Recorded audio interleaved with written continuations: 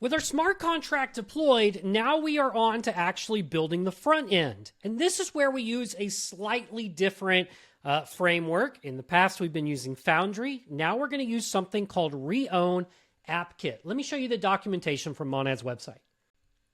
Under the guide section, there is connect a wallet to your app with Reown AppKit. That's really what we need to use here. You give it a project name. You say what kind of framework we're using. In this case, I'm also going to use Next.js. And then you use a blockchain library. You can use Wagmi or Ethers, since Monad is an EVM-compatible chain. And like they say, they're choosing Wagmi for the sake of this tutorial. Guess what? So am I. So since I already have Node installed, we're going to start by scaffolding this right here using a guided CLI to get things up and running. So I'll copy this command. I'll jump on over to my terminal where I'm in the root of my project. I'll allow it to set the front end below it, and I'll paste it in. Now, you can do things like specifying I want this to be the latest version, and you can say like yes to all the prompts that are needed, and I'll press enter right here.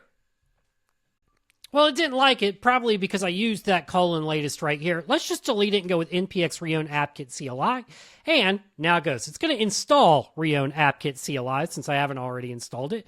I'll say OK to proceed, yes, and let it go through the installation. Then we'll get down here and we see it's asking, here's your first question. What is the framework? And it's got Next selected by default. I'm happy with that. What's our project name? Let's call it LightSwitch-Frontend and press enter there. And I'm going to use Wagmi. We'll press enter there.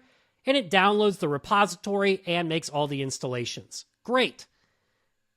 When I now flip back into my code and my cursor right here, I see it did create a LightSwitch front-end folder right there for me. If I look under source, I can see all sorts of things like the application itself, components, config, context, hooks, and so on. So from here, what does it say to do? It says change into that directory and then give it an npm install to install all the dependencies. So what I'll do is I'll change into LightSwitch, got to spell it correctly. Hang on. Let's do it ls. Change into LightSwitch with a capital L front end, and then give it an npmi to install all of the node dependencies that it needs.